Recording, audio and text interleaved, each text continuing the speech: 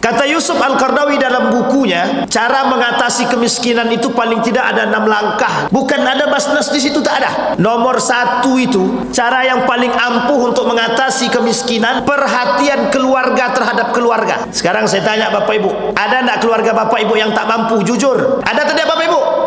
Sekarang pertanyaannya, siapa di antara Bapak Ibu yang bantu dia tiap bulan kasih beras? Ada jawabannya? Ada yang bisa jawab? Anak kita, kebanyakan kita tak sekolah. Ada tak Bapak Ibu bantu sekolah dia? Yang paling pertama, kata Yusuf Al-Qaradawi, disebutkan dalam bukunya Teologi Kemiskinan, di antara poin-poin yang bisa mengatasi kemiskinan itu nomor 1 keluarga. Ini tidak.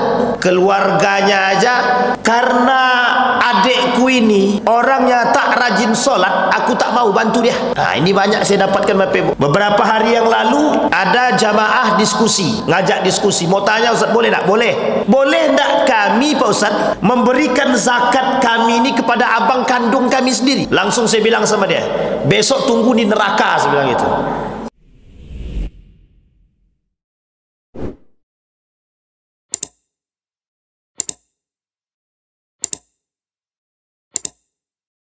Baik Bapak Ibu, kita bahas kitab kita tentang Al-Kabair. Kitab Al-Kabair Syamsuddin Az-Zahabi, Imam Syamsuddin Az-Zahabi. Kita sampai pada poin yang kelima. Poin yang kelima itu membahas tentang man'uz zakah, orang-orang yang tidak membayar zakat. Baik, ibu-ibu sudah sampai nomor berapa kita kemarin? Ibu-ibu ada yang tahu? Masih ada yang ingat sampai mana kita kemarin? Sampai zakat ya. Baik Bapak Ibu, dilarang atau ada orang yang melarang untuk tidak membayar zakat. Pada pertemuan 2 bulan yang lalu sudah kita sampaikan, salah satu termasuk dosa besar, ala ukhbirukum bi akbaril kabair, atau dalam riwayat yang lain, ala unabbiukum bi akbaril kabair. Dalam Al-Quran Allah sebut di dalam Al-Quran itu, in tajtanibu kabaira minal ithmi. Kata Allah di dalam Al-Quran, jauhi olehmu dosa-dosa besar. Dosa-dosa besar ini Bapak Ibu berada di lingkaran kehidupan kita, berada di lingkaran kehidupan kita. Ada orang yang memang sengaja melakukan dosa besar, ada orang yang memang tidak sengaja melakukan dosa besar. Tapi ada orang lagi yang memang tidak melakukan dosa besar tapi terjerumus ikut-ikutan dalam pelaku dosa besar tersebut, atau komplotan. Jadi dia cuma mendukung orang-orang yang melakukan dosa besar. Kita ambil contoh, misalkan ada orang yang tidak mau bayar zakat, tapi ada orang lain yang mengatakan, betul itu tidak usah bayar zakat lagi, nanti zakat itu diberikan oleh Basnas kepada orang yang tidak tepat sasaran, capek-capek aja kita bayar zakat. Kalau Basnas menyalurkan zakat tidak tepat sasaran, kira-kira yang berdosa siapa? Jangan cepat-cepat menghakimi. Astaghfirullah wa atubu ilaik. Tidak saya yang ngomong ya, Bapak Ibu yang ngomong. Kalau Basnas sengaja memberikan atau menyalurkan zakat tidak tepat sasaran, baru dosa Basnas. Tapi kalau Basnas menyalurkan dana zakat tersebut, mungkin khilaf dia, atau mungkin karena keraguan-raguan dia dalam menyalurkan zakat tadi, sehingga mohon maaf ada orang yang berhak menerima zakat yang tidak berhak menerima zakat karena informasi yang tidak benar tadi, kemudian dia berikanlah zakat tadi. Salah atau tidak salah Basnas tadi? Salah. Berdosa atau tak berdosa dia? Itu masuk dalam kategori yang kedua tadi. Ada yang sengaja, ada yang tidak sengaja. Kalau yang sengaja bagaimana? Nih mohon maaf nih, kalau yang sengaja bagaimana? Misal Basnas provinsi atau kota, mereka berada di atas jadi pimpinan. Mereka lihat ada keluarga mereka tak mampu, Bisa jadi adik-beradik dia tak mampu, diambil dia dari dana zakat tadi, diberikan kepada abang dia atau adik dia. Itu dosa tu. Itu berdosa. Lu kok berdosa? Kan dia tak mampu. Anda masih mampu. Keluarga yang mampu yang paling berhak, kata Yusuf Qaradawi, untuk memberikan bantuan kepada keluarga yang tak mampu. Apalagi dalam kehitungan keluarganya kandung. Kata Yusuf Al-Qaradawi dalam bukunya, cara mengatasi kemiskinan itu paling tidak ada 6 langkah, kata dia. Bukan ada basnas di situ, tak ada. Nomor 1 itu, cara yang paling ampuh untuk mengatasi kemiskinan, perhatian keluarga terhadap keluarga. Sekarang saya tanya Bapak Ibu, ada tak keluarga Bapak Ibu yang tak mampu? Jujur. Ada tidak Bapak Ibu? Sekarang pertanyaannya, siapa di antara Bapak Ibu yang bantu dia tiap bulan kasih beras? Ada jawabannya? Ada yang bisa jawab? Anak kita, kebanyakan kita tak sekolah. Ada tak Bapak Ibu bantu sekolah dia? Yang paling pertama, kata Yusuf Al-Qaradawi, disebutkan dalam bukunya Teologi Kemiskinan, di antara poin-poin yang bisa mengatasi kemiskinan itu nomor 1 keluarga. Ini tidak, keluarganya aja. Karena adikku ini orangnya tak rajin sholat, aku tak mau bantu dia. Ini banyak saya dapatkan Bapak Ibu. Beberapa hari yang lalu ada jamaah diskusi, ngajak diskusi. Mau tanya Ustaz, boleh tak? Boleh. Boleh tak kami Pak Ustaz memberikan zakat kami ini kepada abang kandung kami sendiri? Langsung saya bilang sama dia, besok tunggu di neraka, saya bilang gitu. Abang kandung bisa harus menerima zakat dari adik kandung dia. Pertanyaan yang paling besar adalah, kemana dia? Ngapain dia? Ini masalah etik, masalah etika. Sampai di sini bisa dipahami Bapak Ibu. Kalau seorang adik yang mampu tak mau punya perhatian kepada keluarga dia, itu bisa dipastikan Bapak Ibu kepada yang lain pun tidak. Ada yang bertanya lagi, Ustaz, boleh kami zakat kepada orang tua kami Pak Ustaz? Ya Rab, saya bilang, astaghfiruka wa atubu ilaik. Itu ngelus dada kita Pak. Sampai di sini paham Bapak Ibu ya? Bisa dipahami. Jadi perhatian kita terhadap keluarga. Hari ini Bapak Ibu, karena warisan tak bertegur sapa, jadi mau miskin atau tak miskin adekku lantak, tak urusan. Sehingga mereka tak mau lagi punya perhatian kepada keluarga dia. Itu yang menjadi masalah kita hari ini. Kembali kepada poin kita tadi Bapak Ibu. Maka permasalahan zakat itu kompleks. Permasalahan zakat itu kompleks. Mulai dari yang membayar zakat, mulai dari yang menerima zakat, yang membayar zakat, sampai pengelola zakatnya bermasalah. Kalau pengelola zakat seperti Basnas tidak tahu, atau rumah zakat dan lain sebagainya, dompet duafa, rumah zakat, DPUDT, tidak mengerti bagaimana cara penyaluran zakat, itu muskilah itu. Kita ambil contoh Lazismu, lembaga amil zakat Muhammadiyah, itu per tahun bisa sampai triliunan itu dari orang Muhammadiyah saja. Coba Bapak Ibu bayangkan itu. Dari orang Muhammadiyah saja, dana zakat yang dikumpulkan itu bisa sampai triliunan. Kaya apa tak kaya? Kaya apa tak kaya Bapak Ibu? Bukan kaya lagi itu. Kalau hitungannya triliun, jadi satu hotel di Mekah itu Bapak Ibu. Sampai di sini paham ya Bapak Ibu. Sekarang kembali kepada poin tadi Bapak Ibu. Sekarang pertanyaannya, mengapa kok kemiskinan semakin banyak? Dana zakat itu banyak. Kalau dikalkulasikan Bapak Ibu, jumlah masyarakat muslim di Indonesia yang mampu, itu pada hakikatnya mampu mengcover masyarakat tak mampu yang muslim. Sangat mampu sekali.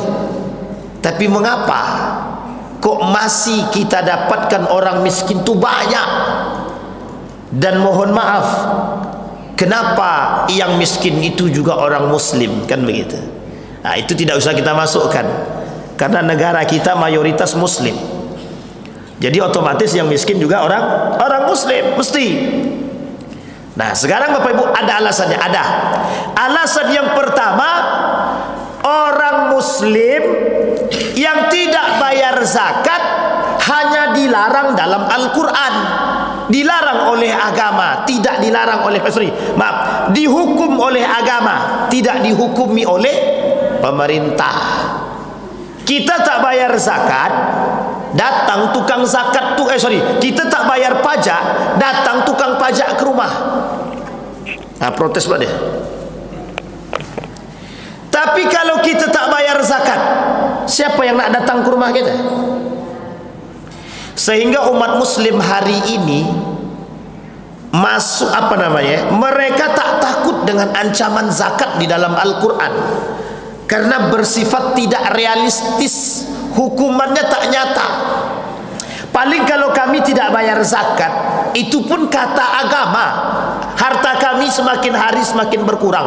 Buktinya tidak, kami semakin kaya. Bisa dipahami? Satu, penyebab kenapa kemiskinan itu terus terjadi.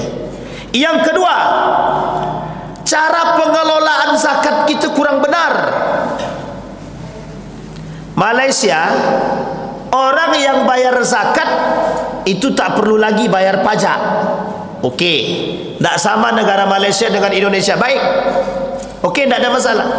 Pertanyaannya adalah, sekarang mengapa sekian banyak orang bayar zakat tapi kemiskinan juga makin banyak? Kita ambil contoh. Kementerian Keuangan mengatakan angka kemiskinan menurun. Angka kemiskinan menurun, orang di tengah jalan semakin banyak. Korelasinya di mana? Sampai di sini paham? Artinya apa? Kementerian Keuangan jelas, Basnas jelas, dana CSR dari perusahaan jelas. Pertanyaannya, orang miskin kok semakin banyak? Wakaf jelas, badan wakafnya ada. Pertanyaannya, sekian banyak lembaga swadaya masyarakat, tapi kenapa kok angka kemiskinan semakin bertambah? Sampai di sini bisa dipahami? Kenapa kok orang miskin semakin banyak? Itu pertanyaan kita sama. Maka butuh evaluasi terhadap pengelolaan zakat yang baik dan benar. Yang ketiga, ada orang-orang yang tidak percaya dengan lembaga zakat. Kita ambil contoh seperti yang tadi saya sampaikan. Ngapain kau bayar zakat ke Basnas itu? Uang Basnas ngelolanya nggak benar kok. Nanti tidak tepat sasaran. Lebih baik kita kasih sendiri. Betul ya? Kita kasih sendiri. Jadi satu orang bisa dapat 3 kali. Satu orang bisa dapat 3 kali dia. Sementara orang yang lain belum dapat. Dari Basnas dia dapat, dari tetangga dia dapat, dari perorangan dapat semua. Sementara di salah satu daerah masih ada yang belum dapat dan belum disalurkan. Nah, ini masalah Bapak Ibu. Dan yang keempat, yang terakhir Bapak Ibu, banyak orang kaya tidak mau bayar zakat dengan alasannya adalah harta kami belum sampai. Tahu Bapak Ibu alasannya? Kami ini Pak Ustaz memang nampaknya kaya, hutang kami banyak. Jadi setelah kami kurang-kurangi, pendapatan bersih itu cuma 2 juta. 2 juta kali setahun baru 24 juta. Berarti kami tak layak zakat. La ilaha illallah. Sampai di sini paham? Rumah dia 5, mobilnya 3. Kok tak layak bayar zakat itu gimana? Maka kata Yusuf Al-Qardawi, yang dihitung bukan bersih lagi gitu dia. Berapa pendapatan dia per hari, per bulan? Per bulan pendapatan dia 20 juta, tarik. Mau bersih ataupun kotor, tarik. Karena kalau ditunggu bersih dia, entah kapan-kapan bersihnya. Kalau yang bersih cuma 2 juta, maka dia tak layak bayar zakat. Sampai di sini paham Bapak Ibu? itu menjadi alasan bagi orang kaya untuk tidak membayar zakat. Sekarang kita masuk Bapak Ibu, sejarah. Abu Bakar datang ke perbatasan Mekah Madinah, diperangi sama Abu Bakar. Siapa yang nggak mau bayar zakat, ambil harta dia, ambil rumah dia sekali, perangi. Nah, ini Bapak Ibu tolong dicek baik-baik nih. Yang pendapatan dia di atas 5 juta, pendapatan dia di atas 5 juta, tolong dicek baik-baik. Sudah sampai atau belum nisabnya bayar zakat tuh. Kami gajinya 3,5 juta Ustaz. Sudah dipotong zakat profesi. Tak apa-apa, alhamdulillah. Sampai di sini paham Bapak Ibu? Jadi Bapak Ibu, sekarang apa ancaman orang yang tidak mau bayar zakat?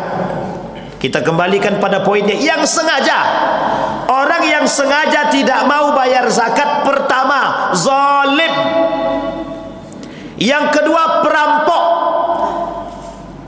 Orang yang tak mau bayar zakat itu perampok. Yang ketiga, jangan zakat lagi, kita ambil sedekah. Orang yang punya pendapatan baik 3 juta, 2 juta, 1 juta, tidak mau dia bersedekah selama 1 bulan itu. Dalam 1 bulan dia tidak ada bersedekah, manusia pelit, loki, pekedut. Apa? Ya betul ya. Kedekut, bukan pekedut, kedekut. Sampilia. Bapak Ibu boleh tertawa. Sekarang kita coba cek satu-satu. Siapa di antara Bapak Ibu yang hari ini sudah sedekah? Dalam 1 bulan ini kan hari terakhir di bulan Oktober. Siapa yang sudah sedekah angkat tangan? Tidak apa-apa, motivasi. Kami tidak mau riak Ustaz. Memang sih tidak mau riak, memang tidak bayar sih, gitu. Memang tak sedekah. Orang yang tak mau sedekah itu pelit. Sekarang sehari ini Bapak Ibu manusia itu nih, kita ambil logika berpikir begini. Orang hari ini tuh takut sekali sedekah tuh, takut anak istri dia tak makan. Kalau dia sedekah, nanti anak istri dia tak makan. Nah, ini kita ambil logika ya. Bapak Ibu punya pekerjaan, di akhir bulan cuman uang tinggal 50.000. Tiba-tiba datang orang minta, sementara dia memang tak makan. Kira-kira duit 50.000 tadi Bapak Ibu kasih enggak sama orang yang datang tadi itu? Aku aja belum makan, ini duit 50.000 ini duit terakhir nih. Nanti anakku kalau aku kasih gimana? Percaya enggak dia sama Allah? Enggak, kita jujur-jujuran, percaya enggak dia sama Allah? Enggak percaya. Tidak percaya. Allah kasih konsep wa may yattaqillaha yaj'al lahu makhraja wa yarzuquhu min haitsu la yahtasib. Percaya enggak Bapak Ibu kalau Allah kasih rezeki dari arah yang tidak disangka-sangka? Percaya betul. Kalau percaya kenapa tak dikasih yang 50.000 tadi? Karena pikiran kami Pak Ustaz, anak kami Pak Ustaz. Bapak Ibu, kalau anak Bapak Ibu tak bisa makan, masih bisa minjam tetangga 50.000, saya yakin banyak yang mau minjamkan. Tapi kalau orang tak mampu Bapak Ibu, ini krisis kepercayaan hari ini Bapak Ibu. Orang yang tak mampu, mohon maaf, yang datang ke rumah-rumah mengemis itu Bapak Ibu, saking banyaknya orang tidak percaya dengan orang tersebut, orang tak mau kasih lagi. Orang tak mau kasih. Kenapa penyebabnya? Krisis kepercayaan. Sampai di sini bisa dipahami Bapak Ibu. Baik. Yang pertama Bapak Ibu, orang yang tidak mau bayar zakat, orang yang tidak mau bayar zakat, yang pertama diperangi oleh Allah dalam segi ekonomi dia. Apapun yang dia dapat habis. Apapun yang dia dapat habis. Itu yang pertama. Bagi orang yang tidak mau bayar zakat. Jadi Bapak Ibu hati-hati. Yang sudah sampai masanya, silahkan bayar zakat. Kalau sudah sampai masa dia, bayar zakat. Oh kami tak sampai, tidak apa-apa. Kalau sudah dipotong zakat profesi, masuk sedekah, beruntung dan berkah. Itu yang pertama. Yang kedua, sayutawwaquna ma bakhilu. Apa yang membuat mereka bakhil tadi, pelit tadi, yang tak mau bayar zakat tadi, itu mereka nanti kelak diarak oleh Allah. Nih, tengok oleh kalian orang-orang kaya yang pelit, yang loki, digantung harta dia di badan dia tadi, disuruh tawaf, disuruh kelilingi Pak, diarak di hadapan manusia, ditengokkan orang-orang pelit itu. Di dalam riwayat yang lain hadisnya lemah, tapi orang yang tak mau bayar zakat dan mereka makan harta zakat tadi, perut dia kelak besar, kemudian di dalam isi perutnya belatung, begitu terus menerus.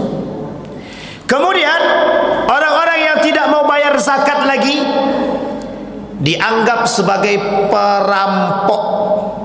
Kenapa perampok? Karena dia sudah mengambil hak orang lain secara paksa. Ingat Bapak Ibu, wa fi amwalihim haqqun lis-sa'ili wal mahrum. Di antara harta-harta kita ada hak orang lain yang harus kita beri. Di antara haknya kita, harta-harta kita itu ada hak orang lain yang harus kita kasih. Wa fi amwalikum haqqun lis-sa'ili wal mahrum. Jadi Bapak Ibu, kalau ada orang yang tak mau bayar zakat, dia perampok. Perampok. Kalau perampok berarti apa? Masuk dalam kategori indikasi. Dari sekian banyak yang tadi kita sampaikan, indikasinya cuma satu, zalim. Orang yang zalim itu masuk indikasi dia pelaku dosa besar. Orang yang melakukan dosa besar, bagi mereka neraka. Apa dia neraka itu? Jahannam. Neraka apa Bapak Ibu? Ada di sini yang tak mau bayar zakat? Ada yang tak mau bayar zakat? Enggak ada. Semua sudah bayar zakat? Serius? Ini belum lagi. Nanti masa dia. Baik. Paham Bapak Ibu ya? Jadi tolong bersihkan. Wala yahsabanna alladhina yabkhaluna bima atahumullah min fadli huwa khairul lahum bal huwa syarrul lahum sayutawwaquna ma bakhilu bihi yaumal qiyamah. Kelak di hari kiamat akan diajak oleh Allah, diarak, dimasukkan ke dalam neraka jahanam. Ancamannya adalah Allah tak mau melihat mereka, Allah tak mau mensucikan mereka, Allah tak mau mengajak mereka berbicara. Bagi mereka azab yang sangat pedih. Yang kelima apa Bapak Ibu? Bagi mereka azab yang sangat pedih. Yang kelima, Allah laknat mereka. Yang keenam, Allah masukkan mereka ke dalam neraka. Dan neraka bagi mereka yang tidak mau bayar zakat, neraka jahanam. Coba andai kata gambar neraka jahanam dipejeng, dijadikan pamflet besar, dipasang di setiap tempat. Orang yang tak mau bayar zakat neraka jahanam, buat gambar api yang besar di situ, pakai pamflet besar. Insya Allah tuh paling tidak sedikit demi sedikit ada yang tobat itu. Yang keenam Bapak Ibu, ancaman bagi mereka yang tidak mau bayar zakat, tidak ada keberkahan dalam rumah tangga, tidak ada keberkahan dalam harta dia. Yang dimakan oleh anak dia haram karena dia makan harta orang lain. Jadi Bapak Ibu yang hartanya sudah sampai dan dia tidak bayar zakat, dia sedang memakan hak orang lain. Artinya apa? Yang dia makan adalah haram.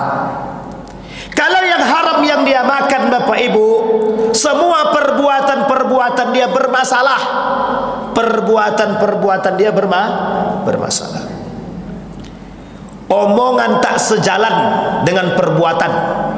Rumah tangga goyang, anak durhaka, semua diancam oleh Allah. Allah perangi karena kalian telah memakan haknya orang lain. Kalimat itu disebut oleh Allah dalam Al-Quran zalim, karena kita sudah makan hak orang lain. Satu, harta kita sudah tidak ada berkahnya. Setiap yang kita keluar habis, dapat habis, tidak ada berkahnya. Kenapa? Karena kita makan hak orang, kita tak keluarkan hak orang lain.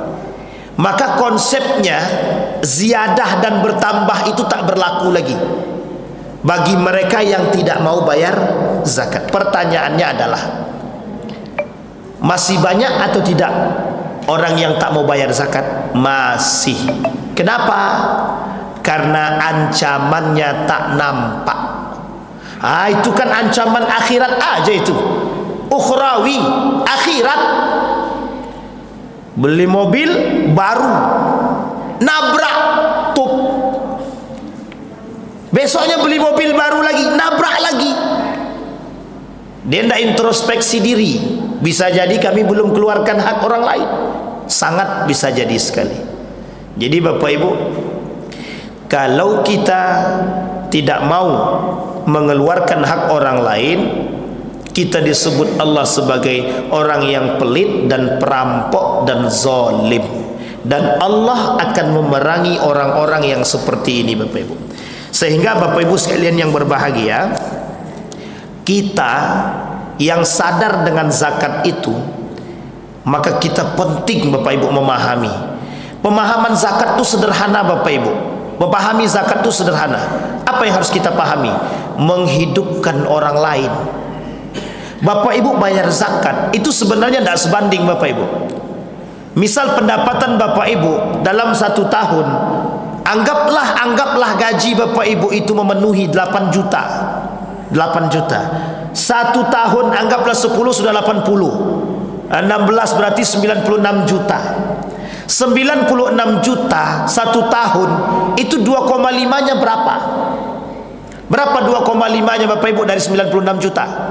Kita ambillah paling banyak itu nggak sampai 1 juta yang kita keluarkan. Pertanyaannya adalah 1 juta itu untuk setahun apa? Bapak kasih sama orang tak mampu 1 juta. Kita ambil misalkan tetangga tidak mampu, Bapak Ibu kasih 1 juta untuk setahun ya, kira-kira cukup tidak? Cukup atau tidak? 1 juta untuk setahun tidak cukup. Artinya apa? Kalau cuma 10 orang yang berzakat saja, itu baru bisa mengcover 2 orang selama setahun. 10 orang. Makanya Bapak Ibu perlu adanya kesadaran dalam diri umat muslim hari ini. Maka kenapa kemiskinan terus berkelanjutan, terus ada pusat? Iya, uang umat muslimnya kayak gini tingkahnya kok. Kita umat muslim yang tak sadar, kita umat muslim yang tak mau bayar zakat, kita umat muslim yang tak punya perhatian terhadap saudara. Coba Bapak Ibu bayangkan orang yang mampu hari ini. Di antara Bapak Ibu mampu semua. Kita ambil misalkan di antara Bapak Ibu ini mampu, per bulannya 3,5 juta misalkan pendapatan dia, sisihkan 200.000 saja untuk beli beras 10 kilo. Bisa tidak tetangga makan? Bisa. Bisa tercover apa tidak? 1 orang mengcover 1 orang. Oh, kalau tak mampu 2 orang cover 1 orang. Sekarang kan tidak. Kita cuma kasih sedekah setahun sekali. Ya gimana kemiskinan mau hilang? Yang kita kasih setahun sekali. Untuk makan saja habis. Maka Bapak Ibu, saya katakan masjid punya peran besar. Bukan basnas. Bukan basnas. Masjid punya peran besar Bapak Ibu. Andai kata bisa dialokasikan. Kita ambil contoh Masjid Jogokarian, Masjid Suhada, Masjid Al-Falah. Tidak usah jauh-jauh. Dompet duafa DD. Bapak Ibu tahu dompet duafa? Tahu DPUDT? DPUDT tahu? Siapa yang punya DPUDT? Rumah zakat tahu Bapak Ibu rumah zakat? DPUDT itu punya agen. Rumah zakat, dompet duafa itu dulu punya Republika. Sekarang tak lagi, dulu saja. Rumah zakat, dompet duafa, kemudian ada DPUDT, kemudian ada Lazismu, Lembaga Amil Zakat Muhammadiyah, ada lagi Lembaga Amil Zakat Nahdlatul Ulama. Banyak lembaga amil zakat itu. Tapi jangkauannya kemana? Nah, coba sekarang bayangkan masjid ini. Orang-orang yang kaya di sekitar masjid ini merangkul semuanya. Zakat di sini, dibangun satu lembaga yang mohon maaf bisa dipercaya oleh masyarakat. Cari anak-anak yang tak mampu. Bapak Ibu lihat hari ini, generasi-generasi yang datang ke masjid. Tengok, ada yang anak muda, ada yang anak-anak, ada yang cinta agama, ada yang cinta Al-Quran. Punah. Makanya zakat itu punya pengaruh besar. membentuk Bapak Ibu karakter-karakter umat. Masjid punya peran. Hari ini masjid tak mau tahu. Masjid hari ini tidak mau tahu. Masjid cuma tempat sholat Pak Ustaz, cuma tempat buka puasa. Salah. Yang punya peran besar hari ini itu masjid. Kalau masjid punya ekonomi yang baik, bisa mengelola dengan baik, banyak orang-orang tak mampu itu bisa dimampukan. Kami ambil contoh Bapak Ibu. 2008 kami lakukan penelitian di Yogyakarta, Bapelurzam nama tempatnya. Selama 2 bulan itu bisa menjadikan mustahik penerima zakat menjadi muzaki. Yang tadinya dia menerima zakat, 2 bulan kemudian menjadi pemberi zakat. Artinya apa? Kita kontrol. Masjid punya program yang bagus. Kalau masjid mau, kalau masjid tak mau, sampai kapanpun masjid akan mengemis. Sampai kapanpun masjid akan mengemis. Sampai di sini bisa dipahami Bapak Ibu. Jadi esensinya besar Bapak Ibu. Nah sekarang coba bayangkan, kalaulah setengah umat muslim tadi tak mau bayar zakat, kira-kira kita bisa membangun kekuatan? Bisa atau tidak kita bangun kekuatan? Yahudi, nih Bapak Ibu yang suka beli-beli produk Israel, perhatikan baik-baik. Yahudi Israel itu pendapatan mereka, kekuatan mereka dari apa yang Bapak Ibu beli. Yang masih pakai produk Pepsodent, yang masih pakai Clear Samporea, Unilever, itu asli produk Yahudi.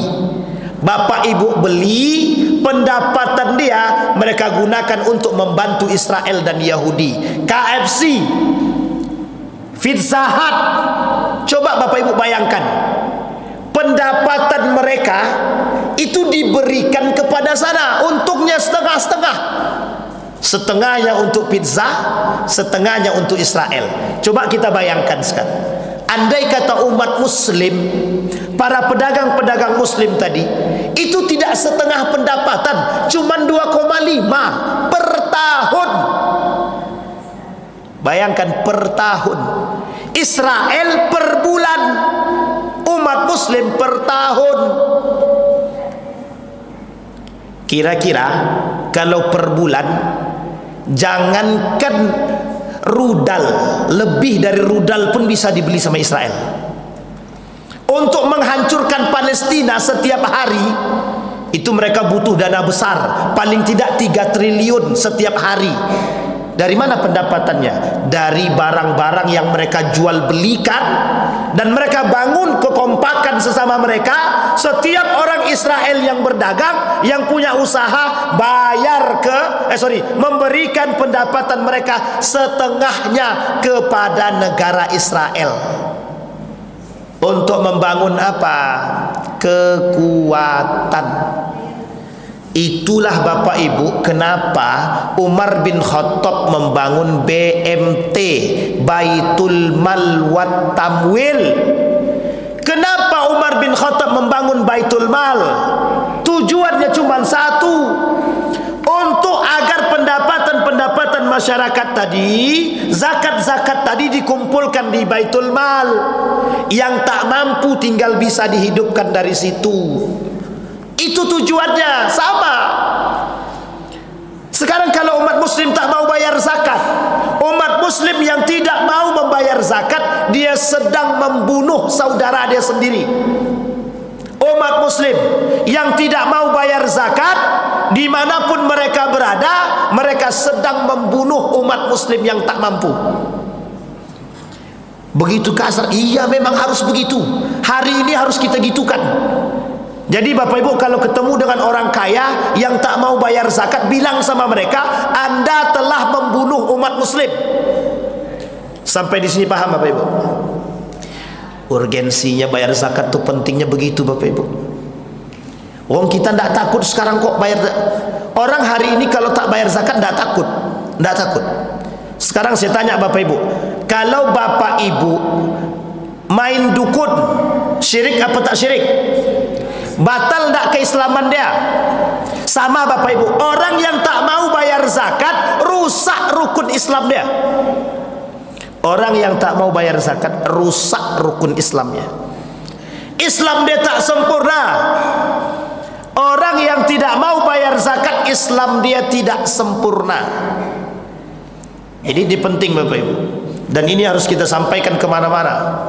Harus biar semua orang tahu pentingnya bayar zakat. Jangan koar sana sini, kita umat muslim harus kompak. Oh, yang ngomong nggak mau bayar zakat piye? Gimana caranya? Apa yang mau kita bangun? Sampai di sini paham Bapak Ibu ya. Dalam kepemerintahan itu Bapak Ibu, kekuatan militer harus dibangun, betul. Kekompakan atau kekuatan sosial harus dibangun, betul. Pendidikan yang baik harus dibangun, betul. Semua itu didorong dengan poin yang keempat. Apa itu? Ekonomi yang bagus. Kenapa Umar bin Abdul Aziz bisa? Kenapa? Karena Umar bin Abdul Aziz sadar, tahu dia ayat Al-Quran itu, paham dia. Kenapa Umar bin Khattab keras dengan zakat? Kenapa Abu Bakar keras dengan zakat? Kenapa Utsman keras dengan zakat? Karena kekuatan umat muslim di situ. Kekuatan umat muslim di situ. Sekarang tidak, umat muslim sekarang tak takut lagi dengan ancaman Allah. Sehingga mohon maaf, banyak yang tidak mau bayar zakat. Salat rajin, bayar zakat tak mau. Jadi sebenarnya tidak sia-sia. Salat dia dapat pahala, zakat dia tak dapat pahala. Diancam tetap, sumbing. Nah, Bapak Ibu sekalian yang berbahagia, bisa dipahami sampai di sini? Baik. Artinya Bapak Ibu, penting bagi kita untuk mengetahui ancaman orang-orang yang tidak mau membayar zakat. Sekali lagi kita katakan Bapak Ibu, orang yang tidak mau bayar zakat perampok. Orang yang tidak mau membayar zakat, dia telah membunuh umat muslim secara perlahan. Tapi kan dia bisa dapat dari yang lain, betul. Dia dapat dari yang lain, tapi yang lain tak dapat dari hal yang sama. Jadi Bapak Ibu, perlu adanya muhasabah, evaluasi dalam diri kita masing-masing. Kenapa kita umat muslim hari ini lemah? Karena umat muslim itu tak mau bayar zakat. Karena kekuatan. Kenapa ekonomi umat muslim hari ini lemah? Ya karena itu tadi, mereka tak percaya dengan konsep Tuhan. Mereka tak mau bayar zakat. Baik Bapak Ibu. Kemudian, wa anfiqu mimma razaqnakum min qabli an ya'tiya ahadakumul maut fayaqula rabbi laula akhartani ila ajalin qarib fasaddaqa minas salihin wa akum minas salihin. Bayangkan Bapak Ibu, orang yang sudah mati saja berbicara kepada Allah, hidupkan aku kembali ya Allah, niscaya aku akan betul-betul bersedekah. Alasannya apa? Ketika seseorang tadi mati dan ketika ruh sampai di tenggorokan gargarah, disitulah Bapak Ibu kemudian Allah tampakkan amal ibadah dia. Amal ibadah yang ditampakkan dalam kitab Durratun Nasihin itu, amal ibadah yang ditampakkan oleh Allah ketika ruh sampai di gargarah tadi, amal sedekah. Jadi Bapak Ibu akan dilihat, oh ternyata waktu itu harusnya ketika itu aku tidak ngasih roti, aku kasih nasi aja gitu. Jadi apa yang kita beri itu yang akan Allah ganjar. Sehingga dalam satu riwayat diceritakan ketika seorang pemuda berada di padang pasir dan dia membawa perbekalan, bertemu dengan orang yang tak mampu atau memang yang dalam keadaan kehausan, kelaparan. Kemudian orang tersebut meminta makanan. Kemudian pemuda tadi ada satu roti, dia bagi dua. Yang satu untuk orang yang tak mampu tadi, yang satu untuk diri dia. Sampai kemudian dia di tempat, kemudian ketika dia meninggal, ketika roh dia sampai di gargarah, kemudian dia berkata, ditampakkan oleh Allah amal ibadah sedekah dia. Di situ kemudian dia menyesal dan dia katakan kepada Allah di dalam Al-Quran tentang surat tadi. Apa kata dia? Ya Allah, hidupkan aku kembali. Andai aku bisa hidup kembali, aku akan bersedekah sebaik mungkin.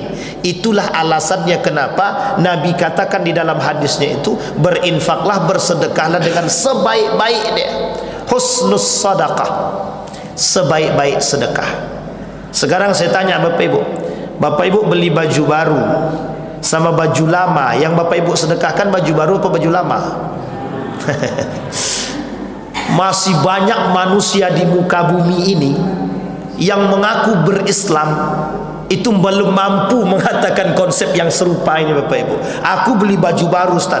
Untuk siapa? Untuk orang yang samping rumahku. Lebih baik baju itu daripada baju yang aku pakai. Kalau ada begitu perlu kita tuntut keikhlasan dia itu Bapak Ibu. Karena saya yakin banget itu tak banyak yang begitu itu. Jangankan Bapak Ibu, Ustaz pun belum tentu itu. Yakin saya. Sangat yakin sekali. Kenapa? Karena pertumbuhan keikhlasan itu sedikit demi sedikit mulai hilang. Tidak tumbuh malah menurun itu Bapak Ibu. Sampai di sini bisa dipahami Bapak Ibu ya. Baik. Jadi Bapak Ibu sekalian yang berbahagia, berat bagi kita Bapak Ibu hari ini umat muslim untuk meyakinkan kepada muslim itu bahwa zakat itu begitu penting bagi umat muslim. Bahkan zakat itu bisa membangun kekuatan umat muslim. Hanya saja mohon maaf hari ini kita kekurangan, kita kehilangan nilai-nilai terhadap zakat itu sendiri.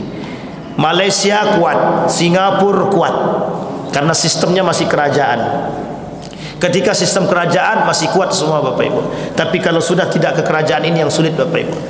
Jangankan itu kata dia, orang Al-Quran aja dikorupsi, apalagi duit zakat kata dia. Ini muskilah Bapak Ibu. Kita berdoa kepada Allah mudah-mudahan orang-orang yang di atas itu Basnas itu, orang-orang yang di Basnas, orang-orang yang di BWI betul-betul orang-orang yang betul-betul amanah. Amin ya rabbal alamin. Bapak Ibu sekalian yang berbahagia, yang terakhir dari apa yang saya sampaikan Bapak Ibu, poin pentingnya adalah Bapak Ibu, kita berharap daripada masjid ini itu bisa membangun satu lembaga sosial. Paling tidak Bapak Ibu, ketika Bapak Ibu bisa mengumpulkan baik dana zakat, infak ataupun sedekah, mulailah hari ini kita berfikir Bapak Ibu untuk mencari generasi-generasi kita yang bisa meneruskan kita Bapak Ibu, khususnya untuk masjid ini. Saya tidak tahu Bapak Ibu apakah di masjid ini punya satu kader yang bisa mereka kader untuk kelak di sampai akhir. Karena Bapak Ibu, setiap masjid hari ini kekurangan kader, kekurangan generasi, kekurangan orang-orang yang mau berjuang dalam nilai-nilai agama, terkhusus yang mengajak kepada kebaikan Bapak Ibu. Kenapa demikian? Karena memang mohon maaf Bapak Ibu, kekurangan atau lemahnya ekonomi masjid tersebut. Justru kadang-kadang mohon maaf jangan tersinggung, masjid kadang-kadang ngemis. Makanya konsepnya Ustaz Luqmanul Hakim itu pantang masjid mengemis kata dia. Saya sepakat Bapak Ibu. Saya katakan pantang masjid mengemis. Saya sampaikan di masjid saya Bapak Ibu, kami masjid tidak akan mengemis. Bapak-bapak yang mau masuk surga datang ke masjid. Caranya bagaimana? Sedekah ke masjid. Kalau bapak tak mau, tidak apa-apa, kami tutup pintu sedekah. Kami tutup pintu sedekah, besok jangan cari-cari masjid sini lagi, saya bilang. Cari masjid lain. Besoknya alhamdulillah Bapak Ibu, semua bersedekah. Alhamdulillah. Ada beberapa kegiatan di masjid itu, alhamdulillah kita tak perlu lagi cari duit. Datang sendiri Bapak Ibu. Alhamdulillah. Alhamdulillah. Artinya perlu berani sedikit. Pak Ketua ya, sikat aja Pak Ketua. Apalagi di sini banyak orang-orang kaya, orang-orang mampu, sikat aja. Jangan tanggung-tanggung. Apalagi ada, mohon maaf, ada anggota dewan di sini, sikat. Jangan tanggung-tanggung. Kalau perlu tembak di tempat, tembak aja di tempat. Bapak anggota dewan, ustaz pula lagi gitu. Kalau tak mau, itu dia, tembak di tempat. Itu lebih baik Bapak Ibu. Nah, kita perlu hari ini begitu. Kita jangan pakai basa-basi lagi Bapak. Capek kita basa-basi. Sudah terlalu tinggi diplomasi kita. Orang tak paham kalau tinggi-tinggi diplomasi. Bapak, kalau orang tak mau bayar zakat tuh begini. Jangan begitu lagi. Anda tak bayar zakat masuk neraka, selesai. Begitu saja Bapak Ibu. Itu lebih penting bagi kita Bapak Ibu hari ini. Saya kira begitu Bapak Ibu. Mudah-mudahan ada manfaatnya bagi kita semua. Mudah-mudahan bisa menjadikan kita orang-orang yang sadar, dan mudah-mudahan kita yang hadir malam hari ini bisa memberikan peringatan kepada saudara-saudara kita yang belum membayar zakat. Bukan tahunan ya, ini bukan zakat fitrah, tapi kalau bisa zakat mal yang harus mereka bayar. Meskipun terserah mau setahun sekali, kalau bisa sebulan sekali itu lebih baik. Dan mudah-mudahan orang-orang yang tak mampu di sekitar masjid ini bisa tercover oleh masjid. Amin ya rabbal alamin. Fa'tabiru ya ulil absar la'allakum tuflihun. Assalamualaikum warahmatullahi wabarakatuh.